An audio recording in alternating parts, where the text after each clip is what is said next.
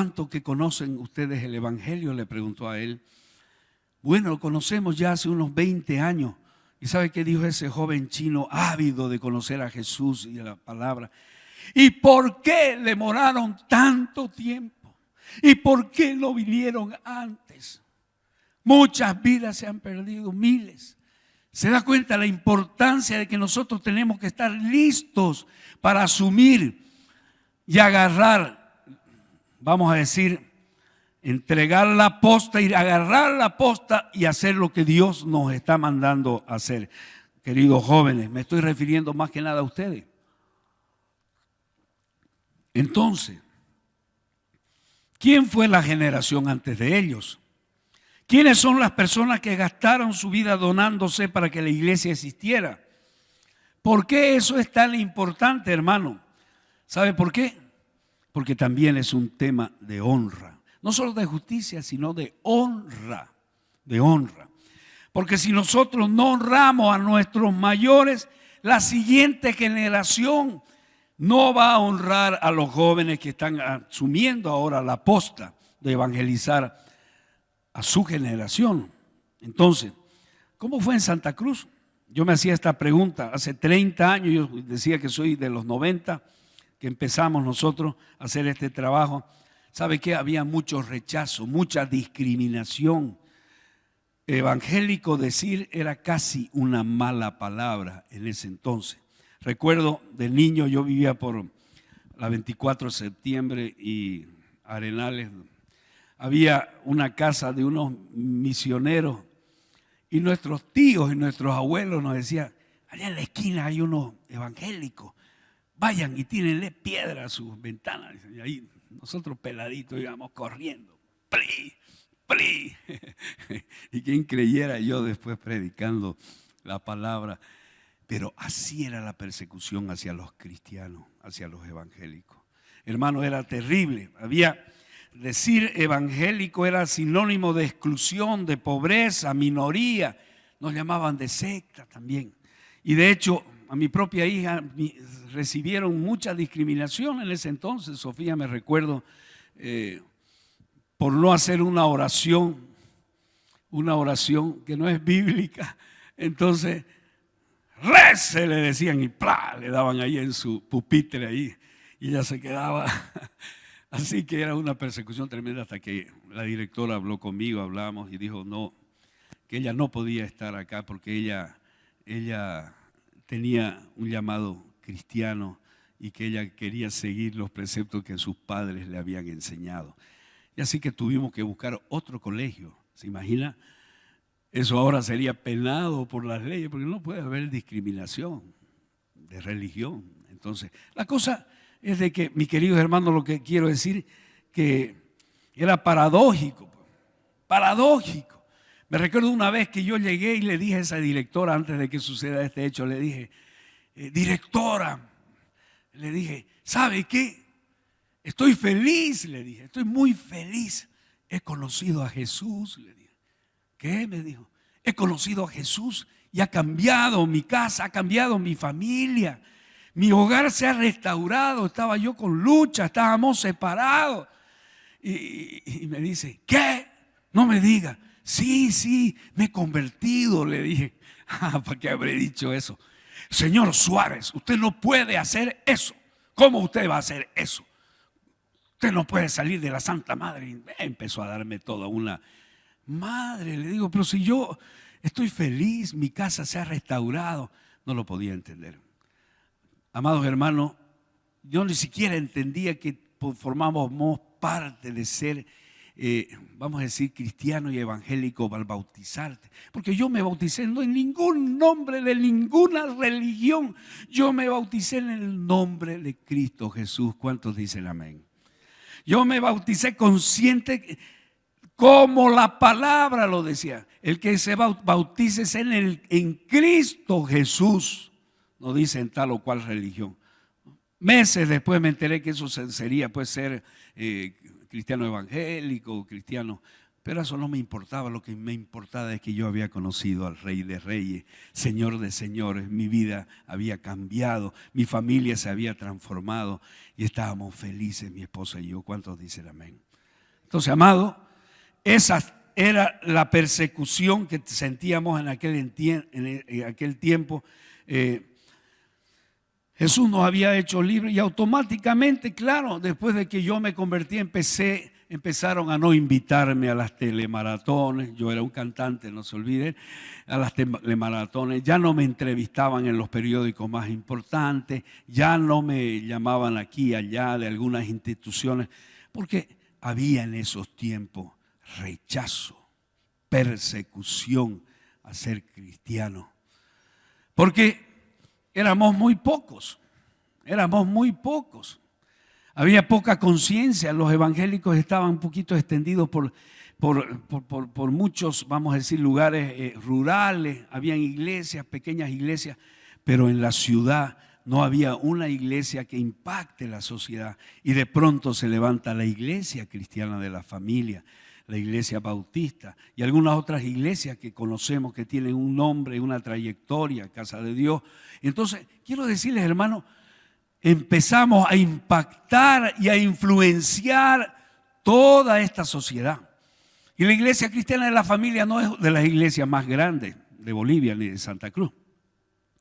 Pero quiero decirle, y siempre lo he dicho, que es una de las iglesias que más ha influido para que haya un cambio, una transformación, para que se pueda impartir y la gente pueda recibir un tiempo de impartición de principios, de una nueva cultura de bendición en nuestra Santa Cruz. ¿Cuántos dicen amén?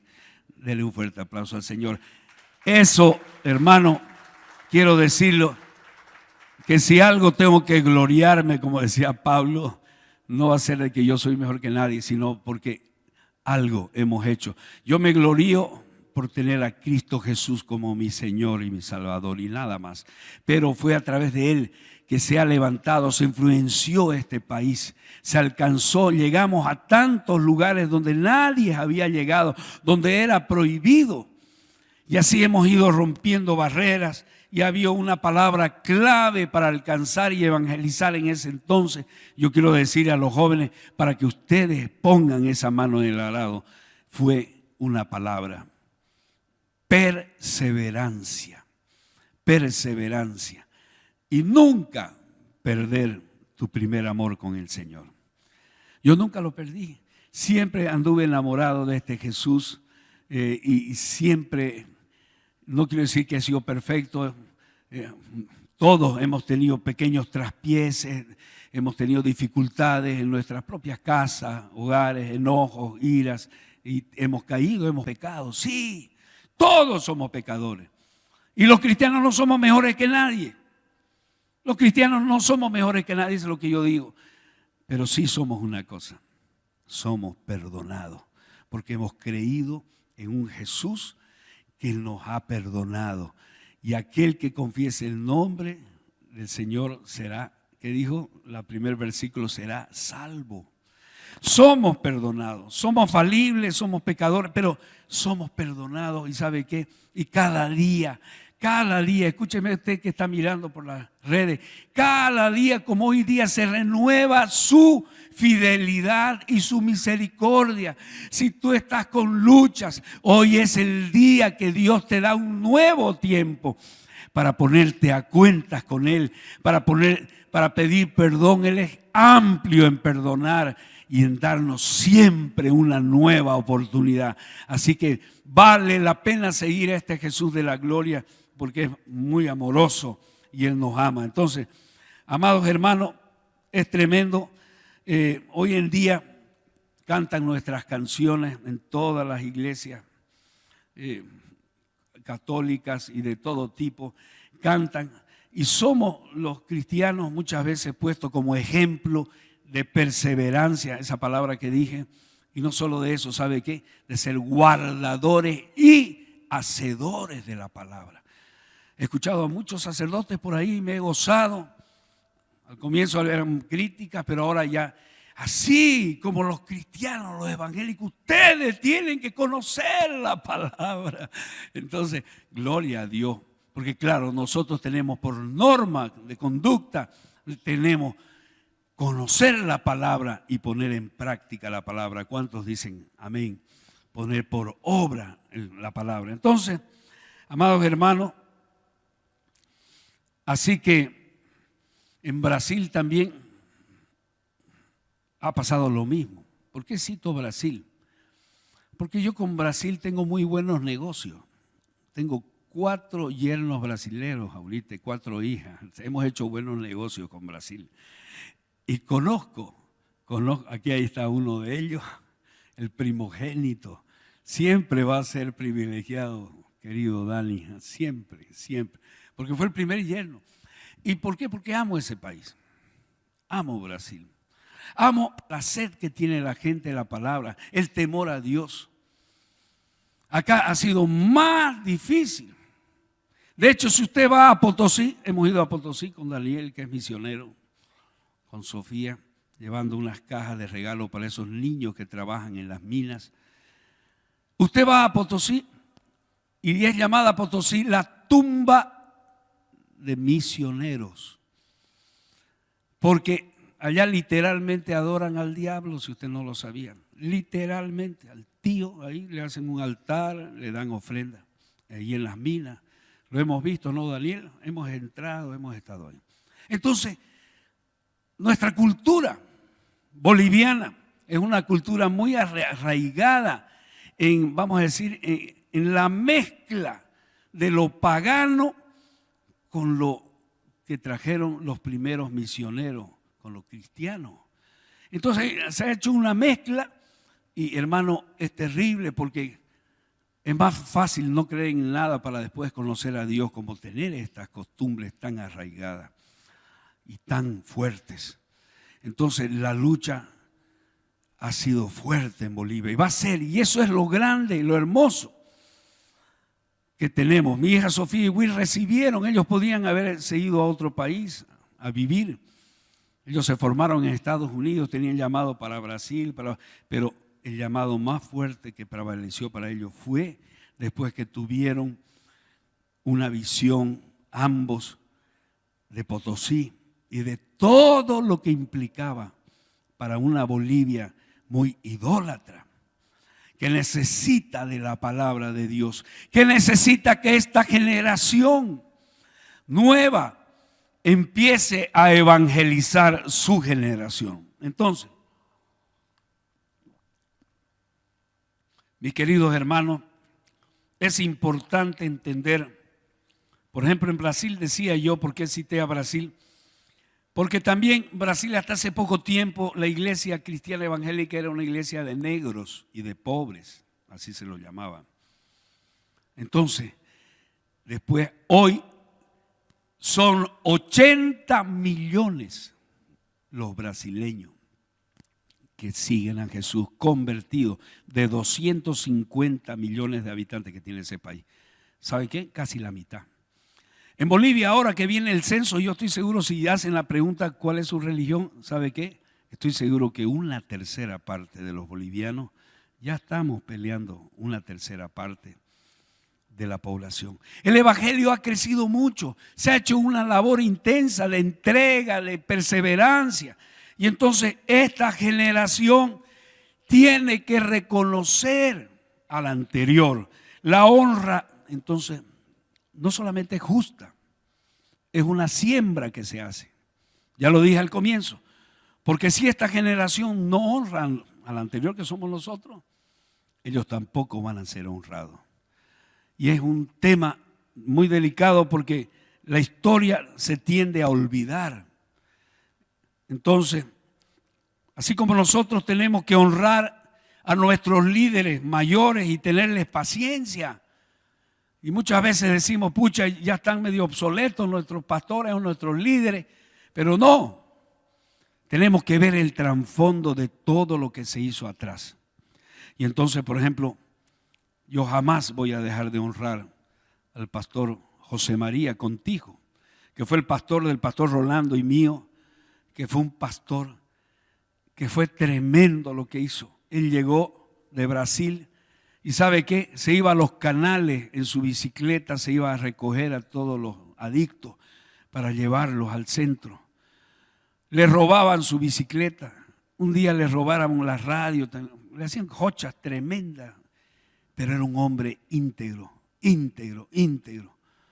que recibió una bendición tan grande y antes de irse a Brasil, él dejó, vendió su autito y dejó su ofrenda para la iglesia. Era un hombre entregado. Yo tengo el recuerdo más grande. ¿Cómo vamos a dejar de honrar al pastor Paulinho, el pastor Alcimar? Fueron nuestros mayores, fueron nuestros padres. Entonces, hermano, creo que esa honra tenemos que tener al pastor Rolando.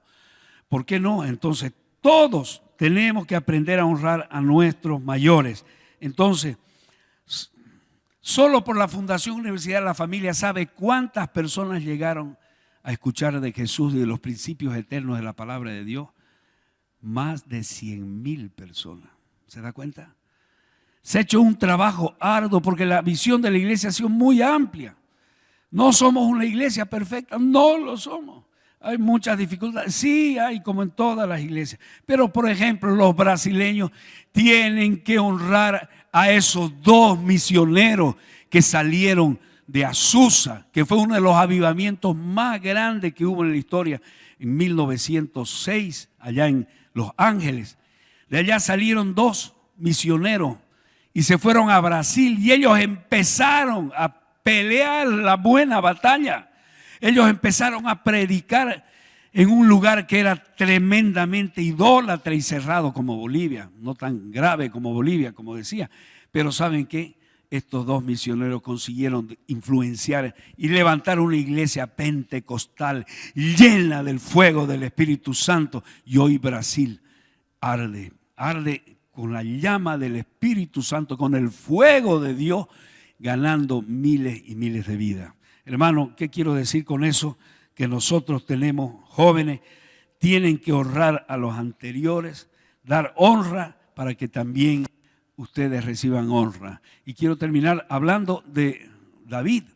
David es un ejemplo tremendo de lo que estoy diciendo.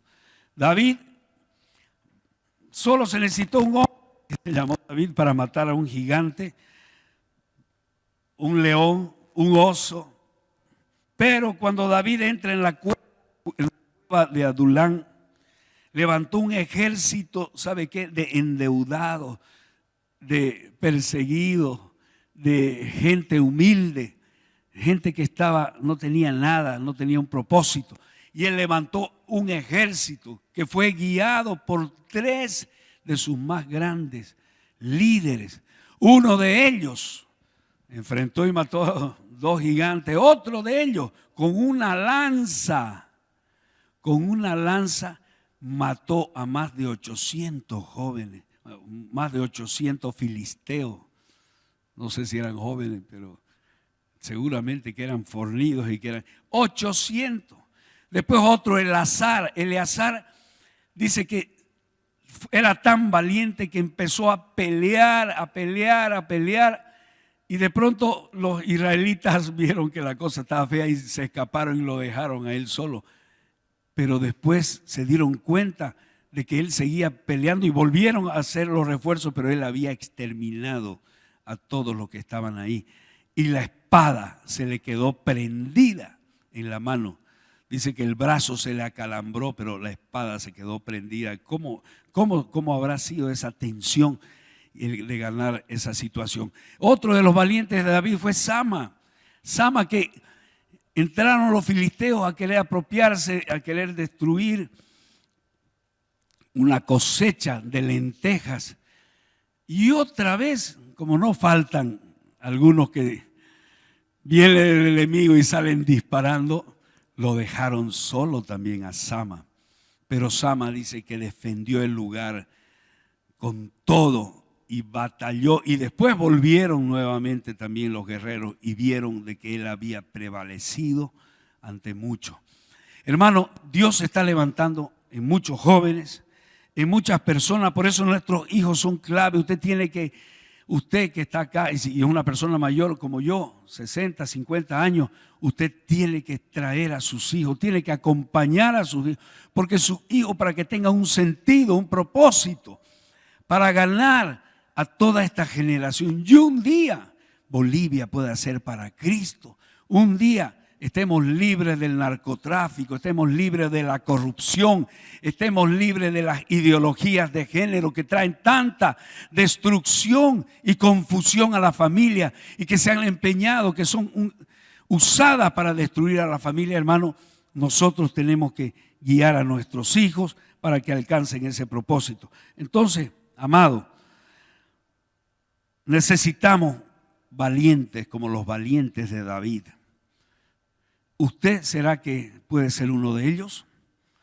Esta generación debe entender que debe tener, en hebreo se dice un gibor. ¿Sabe qué es un gibor? Un gibor es un héroe, es un guerrero. Nosotros tenemos que así, como David tenía sus guerreros, tenemos que tener en nuestros jóvenes, en nuestros hijos, tenemos que levantar gibors. Diga conmigo, gibors.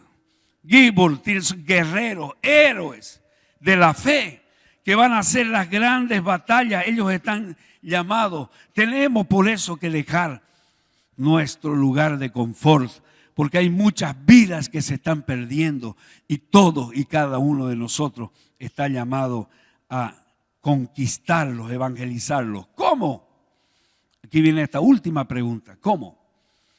Nehemías, cuando fue a restaurar los muros de Jerusalén, si usted se recuerda, Nehemías lloró cuando supo que estaba destruido todo, las familias estaban destruidas, el pueblo de Israel estaba abandonado, los muros caídos.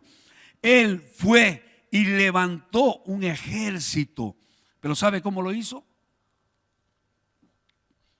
Lo hizo poniendo herramientas en la mano de uno y la espada en la otra mano. Todos los que mientras construían con los utensilios para construir los muros, ellos permanecían alertas con la espada. La espada del Espíritu, ¿qué cosa es? La espada del Espíritu es la palabra, mis hermanos. ¿Y qué son esas herramientas que él utilizaba en la otra mano? Cada uno de aquellos israelitas que reconstruyeron el muro, esas herramientas son los dones que Dios nos ha dado. Nos ha dado los dones de discernimiento, dones de ciencia. A usted, cada uno de nosotros tienen esos dones. Tenemos que buscar los dones porque en una mano tenemos que tener los dones y en el otro la espada, que es la palabra de Dios, para ir a reconquistar. Estamos en tiempo de conquista, a conquistar las vidas que están perdidas. Entonces, mis queridos hermanos, tenemos hoy esa gran tarea, que es una tarea que Dios la va a respaldar de una manera sobrenatural. Entonces, hoy en día, primero que nada, debemos, ¿qué hacer? Lo que tenemos que hacer como hijos de Dios, como personas, primero tenemos que ganar nuestra casa. La piedad empieza en nuestra casa, en nuestra familia. Y tenemos que empezar a orar por cada uno de los familiares que no conoce a Jesús. Porque va a ser terrible el día que Dios nos llame y si Jesús viene a recogernos. La gente que se va a quedar acá, hermano. La gente que no va a entrar al cielo, como nos habla la Biblia. Va a ser terrible. Y ahí vamos a decir, ¿cómo no lo llamé a este? ¿Cómo no le hablé? Primero eso. Esa es la primera. Segundo, debemos una vez pasada este tiempo de pandemia, tenemos que salir. Me refiero a los jóvenes que tienen que evangelizar a esta generación. Tienen que salir, ¿sabe a qué? A compartir el mensaje. Hoy en día, ya los jóvenes están desafiados para esto. Ellos no quieren un simple evangelio, claro que uno evangelice uno a muchos. Eso era en nuestro tiempo. La nueva generación es más osada y necesita ser osada, y ir, orar y preguntar y hacer como algo que hacían en la iglesia primitiva, que no es descubrir la pólvora, porque todo está en la palabra de Dios. Ya lo hicieron aquellos cristianos de la iglesia primitiva. Si usted va al libro de Lucas, capítulo 9, del 1 al 6, preste atención. Habiendo reunido a sus 12 discípulos, les dio poder y autoridad sobre todos los demonios para sanar enfermedades, y los envió a predicar el reino de Dios y a sanar a los enfermos. Dice: no toméis nada para el camino, ni bordón, ni alforja, ni pan, ni dinero, ni llevéis 2 túnicas, y en cualquier casa donde entréis, quedad allí, y de allí salir. Y saliendo, dice, pasaban por todas las aldeas anunciando el evangelio y sanando por todas partes. Este gran movimiento Dunamis que nosotros estamos encorchetados, ellos vienen acá siempre, ellos vienen evangelizando de una manera osada. ¿Sabe dónde? Las universidades, las escuelas. Nadie se está quedando sin escuchar la palabra de Dios. Y ellos saben cómo hacen y cómo deberían hacer nuestros jóvenes. Y nosotros, ¿sabe cómo? Salir muchas veces en una calle, ir al parque urbano, no sé dónde, y orar. Antes orar: Señor, muéstrame a quién debo alcanzar. Muéstrame, dame señales, empezar a clamar. Ellos se pasaban así en la iglesia primitiva. Ellos salían, no sabían nada, pero ellos oraban y le preguntaban a Dios, y Dios le mostraba los detalles. Busca a esa persona que tiene un color, una chaqueta negra, o esa que tiene una chompa roja y tiene este color de pelo. Y Dios empieza, cuando nosotros empezamos a movernos así, Dios te empieza a mostrar los detalles. Y tú vas llegando y te acercas a una persona y le dices: ¿sabe qué? Su familia está quebrada, ¿no? Y ella empieza a llorar. ¿Quién le avisó? El Espíritu Santo es real, mis queridos hermanos. Si nosotros empezamos, si los jóvenes empiezan a moverse de esa manera, Dios nos respalda. ¿Cuántos dicen amén? ¿Acaso Dios nos escucha nuestras palabras? ¡Claro! Si usted le pide con todo su corazón: Señor, muéstrame qué persona debo alcanzar, a quién me tengo que acercar. Así están haciéndolo. Es un tiempo de osadía. Las vidas se están perdiendo. La pandemia se está llevando a mucha gente al infierno sin conocer a Jesús. Mis queridos hermanos, yo le doy simplemente un pantallazo de lo que el Espíritu Santo te da capacidades. Tiene una característica única, siempre lo digo. El Espíritu Santo nos guía para esta tarea de evangelización. Lo hizo con nosotros de otra manera. Pero ahora esta generación debe moverse para llegar a mayores cosas que nosotros inclusive. ¿Cuántos dicen amén?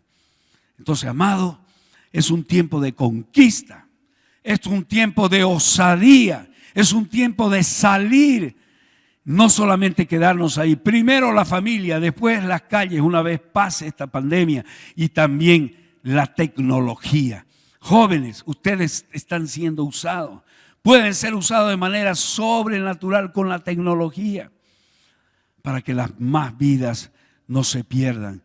Entonces, amado, estos detalles creo que es importante entender que la nueva generación quiere ir más allá que nosotros, que Dios tiene todo previsto para ser efectivos y Dios revelar las maneras nuevas sin inventar la pólvora, porque todo está en la palabra de Dios. Estas creo que serán parte de las características bíblicas innovadoras que con fe, osadía y arrojo esta generación, esta nueva generación joven evangelizará a su generación. ¿Cuántos dicen amén?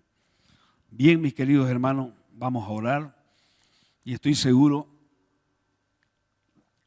que aquí hay mucha gente que tal vez conoció a Jesús ya con más años. No tuvo ese tiempo que tuvimos nosotros de evangelizar, de salir a las calles en campaña.